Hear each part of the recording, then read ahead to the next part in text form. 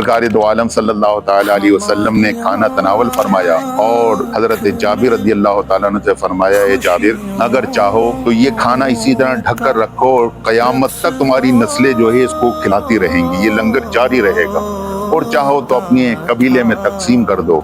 तो हजरत जाबिर रज़ी अल्लाह ताला अन्हु ने वो खाना जो है उस कबीले में अपने तकसीम फरमा दिया।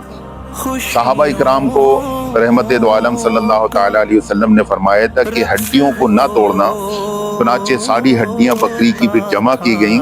आक़ा दो जहां सल्लल्लाहु ताला अलैहि वसल्लम ने दुआ फरमाई, वो बकरी का बच्चा भी जिंदा हो गया। अल्हम्दुलिल्लाह, ये अजीम मौजज़ा इसी मकाम पर जो है जाहिर हुआ, और जिस जगह हजरत जाबिर रज़ियल्लाहु ताला अन्हु का मुबारक घर था, ये मस्जिद बनाई गई है, मस्जिद बनी हराम। यहाँ बनी हराम से मुराद ये है कि ये कबीले का नाम है जो हजरत जाबिर रज़ियल्लाहु ताला अन्हु का मुबारक कबीला है।